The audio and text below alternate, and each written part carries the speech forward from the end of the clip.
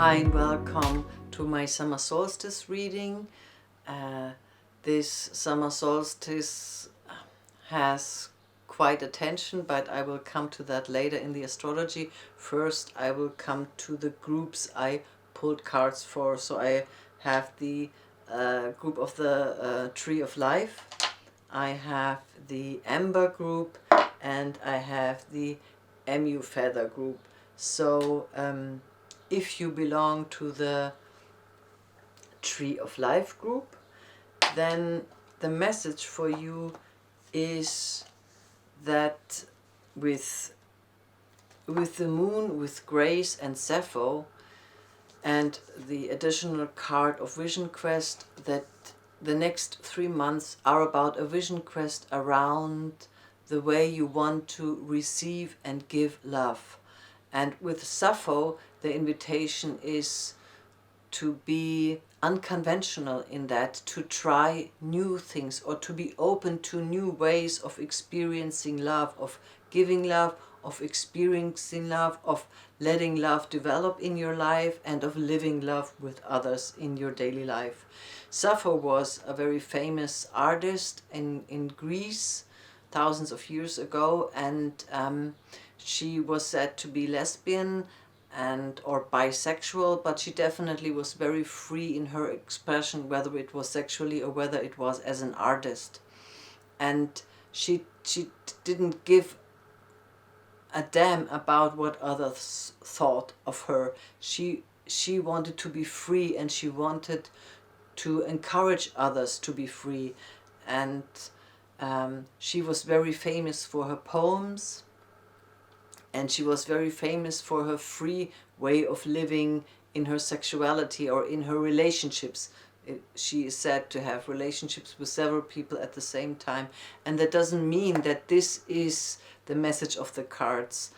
This was her decision, but that doesn't mean that this is your decision. But she invites you to be free in your expression. With the moon, it says it has to be something that nourishes you and will nourish others. And with Grace, it is about receiving divine grace, but also receiving a very beautiful form of love, a love that could be called divine grace or has a lot of divine grace in it. Not a love that is just fixated on I want to have a partner or I need this or that from you, but it is more because I really truly care for you. And this is very beautiful, and to be open to receive that, and to be open for new ways how this love will enter your life and how this love will develop or will blossom in your life. And if you are already in a relationship, then I would say be open how this development will be in your life. Welcome changes, welcome new impulses in your routine of love. But there will be beautiful developments in love, and you have to be courageous enough to be on this vision quest and to not know so much, but more experiencing, daring to experience love in a new way, and to be open for flexibility and for messages and impulses and events that happen and people that come into your life and push you into a certain direction, or certain events that push your relationship into a certain direction where you never thought this could be possible. But being open and seeing it as a constant vision quest that you're on, a vision quest that you're on in your most intimate relationships, and that this is a beautiful vision quest because it is about nourishing others and being nourished. For some of you, I would say it is finally being nourished. With Grace, it is something that you wished for a long time, and being open for these new developments. This is, I would say, the message from the cards, and it is really, really beautiful. So I hope this was helpful for you, and maybe you will stay for the astrology and see what happens there. And whatever you do, I wish you a wonderful summer solstice till next time. And The next group is the group of the amber ring. And in this group, I would say there is a prayer in you where you, I don't know whether you were born with this prayer in your heart or whether this prayer is in you for a long, long time, but I would say there is something inside of you that you wish to have for a long time and you feel not whole without that. Your cards are prayer, are Imbolc, are fulfillment, and Chiron. And with Imbolc, it seems something is kind of there, but it's still not in reality. It is still not born completely. And for you, you sometimes yourself feel not born completely without that. But with Chiron, I would say, first of all, you have to let go that this is all because of your fault or because you did something wrong. Your soul has chosen these circumstances, and the fact that your wishes have, or this special wish has not been fulfilled yet, is part of your journey, and it is beyond your control that it will be resolved, because Chiron is the wounded healer, but it has also to do with the Christ energy, with resurrection, with something that we cannot force, something that happens when it is the time. And Easter, that is the Christian festivity, reminds us that this redemption always happens, that in the end we will be redeemed, and what really belongs to you will be yours, and you will be united with what is yours, and not to doubt that, and to hold that prayer, to live that prayer. And when you dream, what I said in the solar eclipse video, hold that dream in your heart, dream a new world into being where your wish has already been fulfilled, and trust that when the time is right, that you will fulfill your dream, and that this dream is part of your destiny, but it is not only on your shoulders. And to let go of the fixation, because what we will learn in the astrology, this summer solstice has a lot to do about the fixed signs. There is a grand cross in the fixed signs, and that means it is wise to be more flexible. And even if you don't feel whole at the moment, also this is part of the illusion and part maybe of your wounding, because we are always whole. Even in the biggest crisis, we are always whole and sacred. And this is the message, the biggest message for this group, that in the end your dream will be fulfilled, but even if it is not fulfilled yet, you are always whole and you are always sacred. So this was the message of the cards, and that it is not only in your hands when it will be fulfilled. So surrender to the divine and let go. I know that's easy to say, but take that burden off your shoulders. I would say this is also part of the message. So I hope this was helpful, and till next time, and maybe you will like to watch what the astrologer will say. And in the Emu group, I have that from Australia. It is about your relationship to the feminine, whether you are a woman, whether you are a man, or whether you feel neither nor. It is about your relationship, or either or, or whatever. It is about your relationship to the feminine. Conviramur, Lungnasat, and Mabon, and Neptune. In your relationship to the feminine, there will also be a change in your relationship with Mabon. There will also be a change in your relationship with other people. And it is not clear with Mabon, is it around the time of autumn? So do the cards relate to time, or is it about relationships, or is it both? But I would say, to me, whether it is that around autumn there will be something very concrete happening, or whether it is that it is only relating to personal relationships, partnerships, but it is definitely through your relationships with yourself or with your feminine side, you will change your personal relationships. This is the message from the cards for Neptune. And Neptune is about, the inspiration of the divine, the inspiration of the upper world, your dreams. It is about art, being inspired by art, being inspired by your dreams, being inspired by meditation, being inspired by spiritual people, being inspired by everything that has to do with the connection to other dimensions that bring new influences, new impulses, how you see yourself in your femininity, how you experience yourself in your femininity. And with Lugnasat, it has also to do with reflecting it, letting it sink in. And the question is, but how do I express it now? How do I live it now?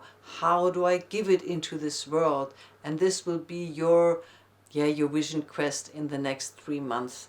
This new relationship to your femininity that will change your personal relationships. So I hope this was helpful, and I hope you have a wonderful time the next 3 months, and maybe you want to watch what the astrology will have to say. So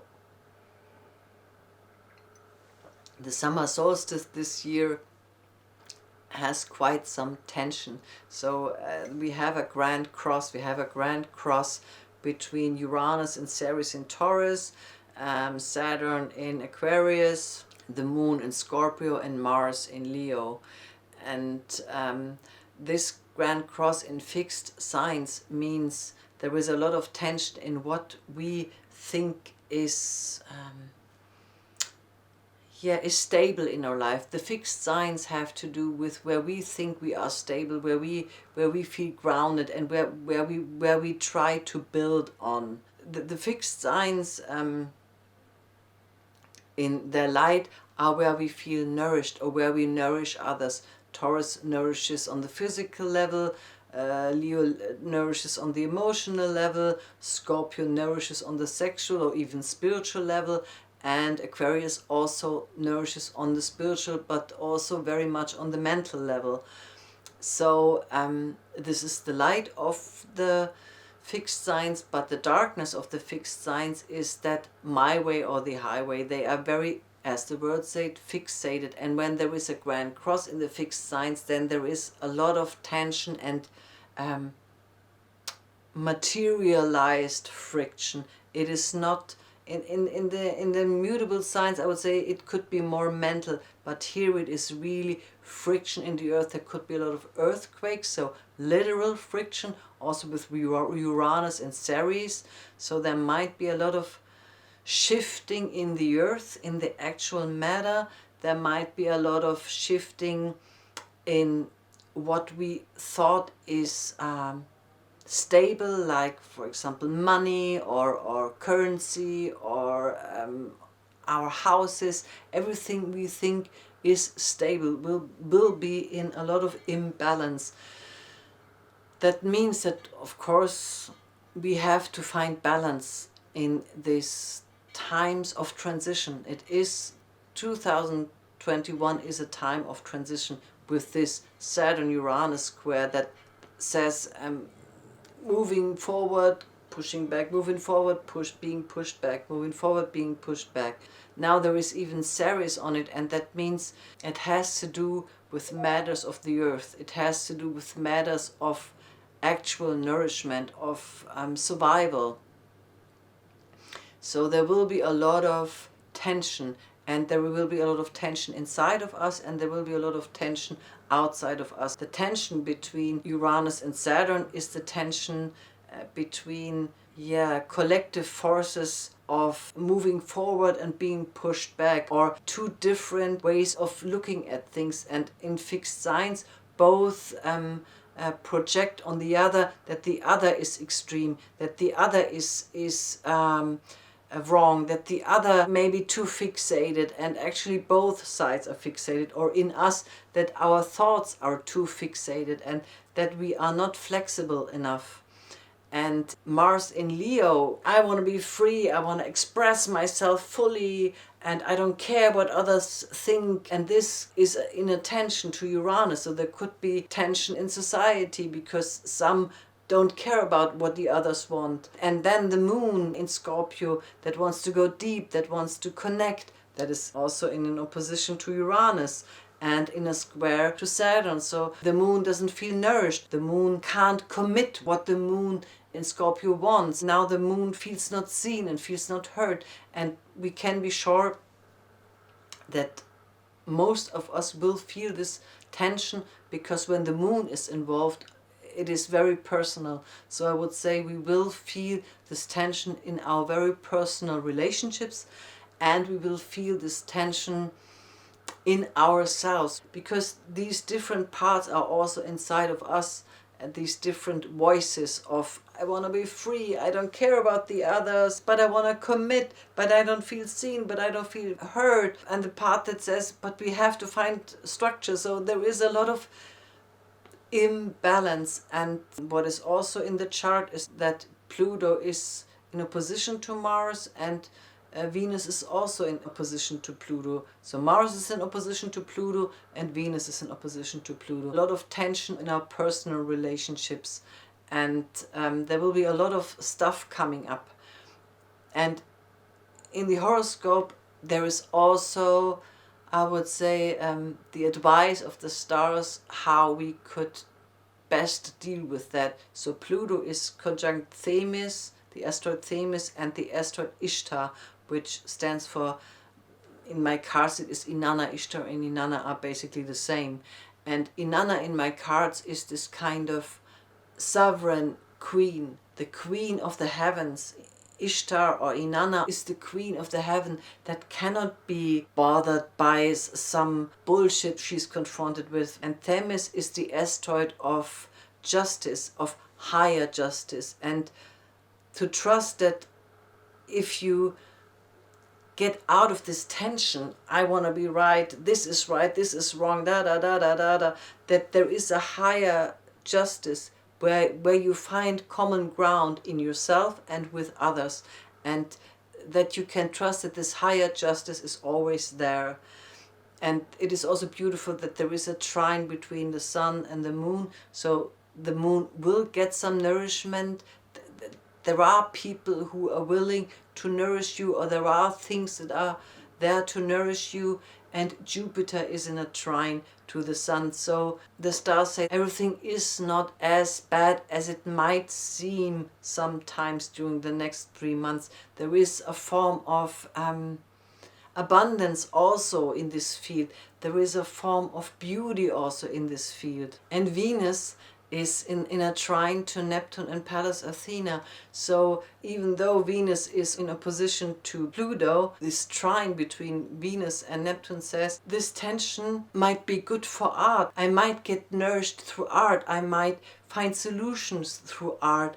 I might find solutions in spiritual activity, spiritual communities, spiritual communication, spiritual events that have to do with art, with singing, with dancing, that art can set us free, that spirituality can set us free, that there is a love and a beauty and an ecstasy beyond our daily struggles and our power games that we have in our relationships. And if we feel strengthened from art or from spirituality, then we come back more alive and can connect in a new way. So I would say the stars also give solutions in this case and say these are the best ways to deal with this imbalance that is there. And during the solar eclipse, I said that the solar eclipse, to me,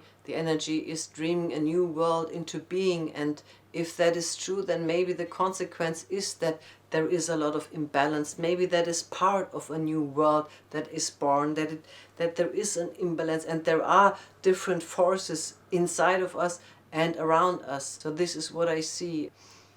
Is there anything else?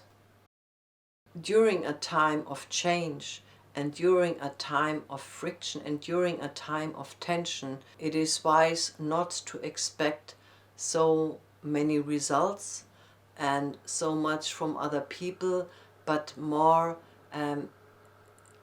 getting nourished from other dimension, getting nourished from communities that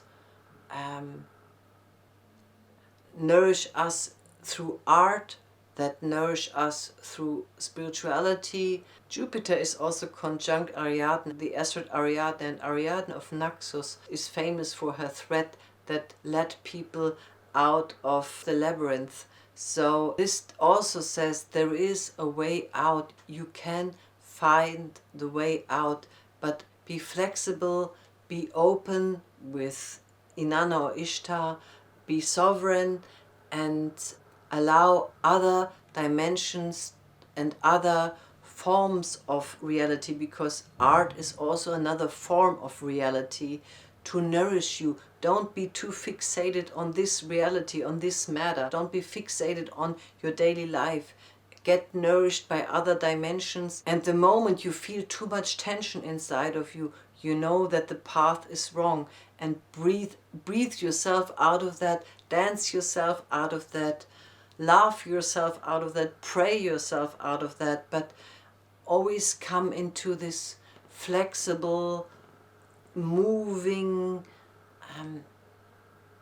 dancing with different viewpoints, and you are part of the dance of the new. And in this flexibility, you will get the most out of this time, I would say. So this is my advice, and I hope this was helpful. I wish you a wonderful summer solstice and the beautiful next 3 months. Till next time, namaste.